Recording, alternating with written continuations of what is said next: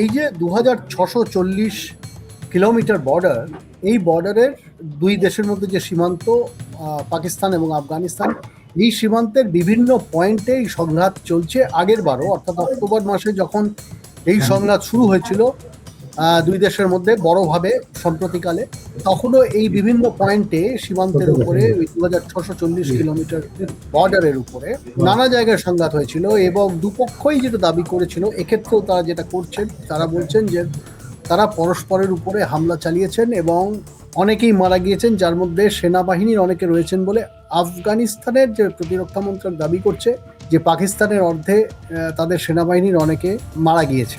এটা এখনো পাকিস্তানের তরফ থেকে পুরোপুরি সেভাবে এটাকে মেনে নেওয়া হয়নি, বা তাদের অন্য বক্তব্য আছে।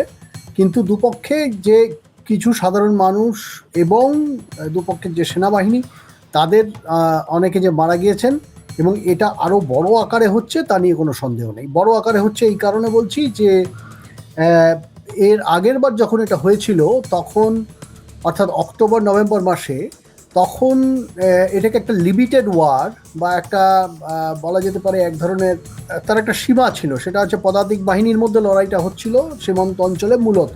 এবারে আমরা যেটা দেখতে পেলাম সেটা হচ্ছে যে ড্রোন হামলা হচ্ছে এবং বিমান বহর দিয়ে হামলা চালানো হচ্ছে, বিমান বাহিনীর তারা বোমা ফেলছে বিভিন্ন জায়গায়, এই ঘটনা ঘটছে এবং এরা সীমান্ত থেকে অনেক সময় ভেতরেও ঢুকে আসছে। ফলে পরিস্থিতি বেশ খারাপ এই মুহূর্তে এবং এখনও প্রায় 7 দিন হলো এটা চলছে এবং গত রাত থেকে আফগান সেনাবাহিনীর লোকজন, তালেবান ফৌজ, তারা আক্রমণ চালিয়েছে। তার পাল্টা হামলাও পাকিস্তান কিছু কিছু জায়গায় চালিয়েছে। মূল কারণ যদি আপনি বলেন তাহলে আমি বলবো যে রাজনৈতিক এবং কূটনৈতিক ব্যর্থতা। তার কারণ 1893 সালে এই সীমান্তটা ড্র করা হয়, ব্রিটিশরা করে, এবং তখনকার যিনি আফগানিস্তানের যিনি রাজা ছিলেন তার সঙ্গে মিলে এই ডুরান্ড লাইন যেটাকে বলা হয় সেটা ড্র করা হয়। এটা সে সময় পাকিস্তান অবশ্যই ছিল না। পাকিস্তান গঠিত হয়েছে 1947 সালে, যখন পার্টিশন হয়েছে উপমহাদেশে, সেই সময়। এখন কিন্তু ওই সময় যখন এই লাইনটা ছিল তৈরি করা হয়, তখন কিন্তু পাকিস্তানের অর্ধে বেশ খানিকটা জায়গা, অর্থাৎ পাকিস্তানের যে দুটি প্রভিন্স, একটা হচ্ছে খাইবার পাখতুনখা, তার পুরোটাই আফগানিস্তানের ভেতরে ছিল এবং বালুচিস্তানেরও বেশ খানিকটা। এখন আফগানদের অতএব বক্তব্য হচ্ছে যে আমরা সেই পুরনো যে যে আমাদের যে সীমান্ত ছিল, আমাদের যে দেশ ছিল, যার মধ্যে খাইবার পাখতুনখা ছিল, যেখানে পাঠানরা থাকতেন এবং এখনো আছেন, এবং বালুচিস্তানের অংশবিশেষ আমাদের, এটা আমাদের দিতে হবে। এটা স্বাভাবিকভাবেই পাকিস্তান, তার 150 বছর পরে জন্ম হয় এবং পাকিস্তানের পক্ষে এটা মেনে নেওয়া সম্ভব নয়। তারা এই নতুন সীমান্ত মানতে রাজি নয়। ফলে এইটাকে কেন্দ্র করে স্বাধীনতার পরে, মানে উপমহাদেশে যখন ব্রিটিশরা চলে গেলেন, তারপর থেকেই কিন্তু এটা নিয়ে বিরোধ চলছে আফগানিস্তান পাকিস্তানের মধ্যে। কখনো এটা বাড়ছে, কখনো এটা কমছে, এবং এটা যখন কমছে তখন আমরা দেখতে পাচ্ছি যে দুই দেশের মধ্যে রাজনৈতিক এবং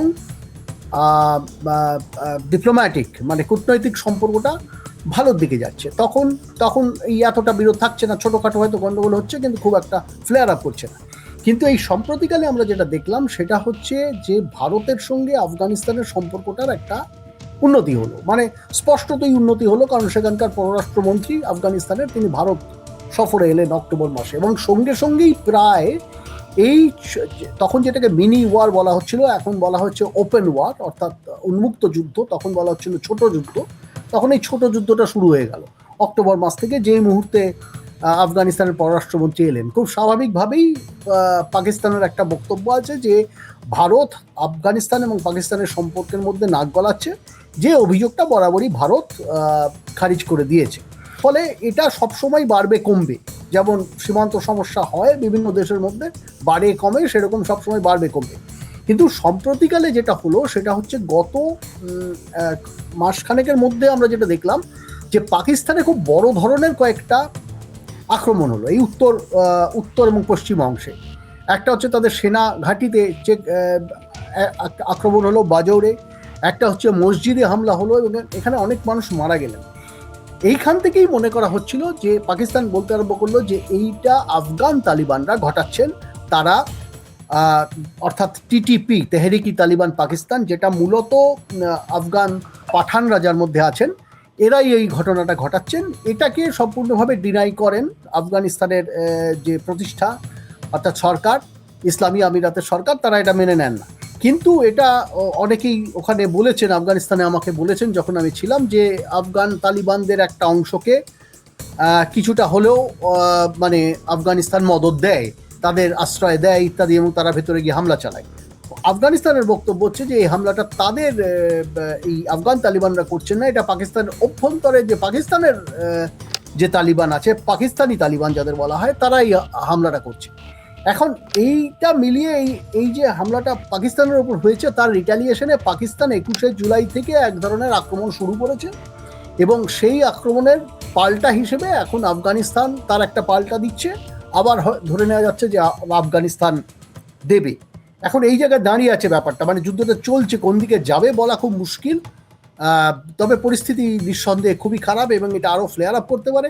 পরিস্থিতির উপর নজর রেখে ভারত তার পশ্চিমাঞ্চলে যে সীমান্ত রয়েছে, মানে রাজস্থান, পাঞ্জাব, কাশ্মীর ইত্যাদি জায়গা, তাদের যে প্রতিরক্ষা ব্যবস্থা সেটাকে আরও সুদৃঢ় করার চেষ্টা করছে, কারণ ভারতও এটা নিয়ে খুব উদ্বেগে রয়েছে।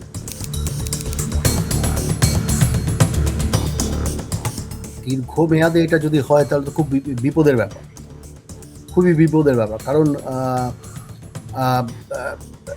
আসলে দুটো দেশই খুব মানে সামরিকভাবে তারা কিন্তু বেশ লড়াকু জাত। হ্যাঁ, এখন এটা যদি প্রলং করতে থাকে তাহলে এটা ইতিমধ্যে বেশ কতগুলো সমস্যা দুই দেশেরই চলছে। যেমন উজবেক, যে উত্তর অংশে, আফগানিস্তানের উত্তর অংশে উজবেকদের সঙ্গে এবং উজবেকিস্তানের সঙ্গে একটা টেনশন আফগানিস্তানের চলছে। এদিকে পাকিস্তানের, এবং মনে রাখতে হবে যে আফগানিস্তানের অর্থনৈতিক অবস্থা খুবই খারাপ, মানে দরিদ্র মানুষের সংখ্যা ক্রমশ বেড়ে চলেছে, অনাহার বাড়ছে, এবং আনএমপ্লয়মেন্ট বা কর্মহীনতা ক্রমশ বাড়ছে। তাদের অর্থনীতির অবস্থা একেবারেই ভালো না, যদিও তাদের কারেন্সি দেখে সেটা বোঝা যায় না, মুদ্রা দেখে সেটা বোঝা যায় না, কারণ মাত্র 66, $1 = 66 আফগানি, কিন্তু সেটা কিন্তু দেখে কিন্তু কিছু বোঝার উপায় নেই, তাদের অবস্থা বেশ খারাপ। এটা একটা দিক। অন্যদিকে পাকিস্তানের ভিতরে একটা তো লড়াই চলছে, মানে একদিকে পাঠানদের সঙ্গে চলছে, একদিকে বালুচদের সঙ্গে চলছে। এছাড়া তাদের অভ্যন্তরীণ সমস্যা চলছে। যবে থেকে ইমরান খান চলে গিয়েছেন 2022 সালে, তখন থেকে ইমরান খানকে আটকে রাখা নিয়ে এক ধরনের আন্দোলন চলছে। পাকিস্তানের অর্থনৈতিক অবস্থাও খুব খারাপ। ফলে আশা করি যেহেতু এই দুটি দেশের ওপরে অনেকগুলি দেশ চাপ সৃষ্টি করতে পারে, আশপাশে অনেক পাওয়ারফুল দেশ আছে, চীন আছে, রাশিয়া আছে ইত্যাদি, তারা চাপ সৃষ্টি করতে পারে, ফলে তারা হয়তো এটাকে নিয়ন্ত্রণ করতে পারবে, যেমন আগেরবার করেছিল, অক্টোবর নভেম্বরে করতে পেরেছিল। এবারে সেটা হচ্ছে না এখন। কিন্তু যদি এটা চলতে থাকে তাহলে কিন্তু সাধারণ মানুষের উপরে বিরাট চাপ পড়ে। দুই দেশেরই অর্থনৈতিক অবস্থা খুব খারাপ, এবং যে কারণে আপনি দেখবেন যে ভারতের সঙ্গে যখন পাকিস্তানের যুদ্ধ শুরু হয়েছিল, ভারত কিন্তু কিছুদিন পরে পিছিয়ে আসে। তার অন্যতম কারণ, ভারত এটা বুঝতে পারে যে এই দৈনন্দিন যুদ্ধ চালানোর যে খরচা, মানে রোজ হাজার হাজার কোটি টাকা খরচা হয়, এইটা ভারত করতে চায়, সোজা হিসাব যেটা। এক্ষেত্রে এরা যদি সেটা করে এবং এগিয়ে যায়, তাহলে কিন্তু তাদের অর্থনীতির উপর আরও ভয়ঙ্কর চাপ পড়বে। কিন্তু এই মুহূর্তের সমস্যাটার সমাধান সূত্র কি সেটা তো আমি বলতে পারবো না, কিন্তু আশা করা যায় যে অন্য দেশগুলির মধ্যস্থতায়, আবার যেমন অক্টোবরে বিষয়টা মানে দিন 15-20 মধ্যে থেমে গিয়েছিল, এবারেও সেই দিকে হয়তো যাবে।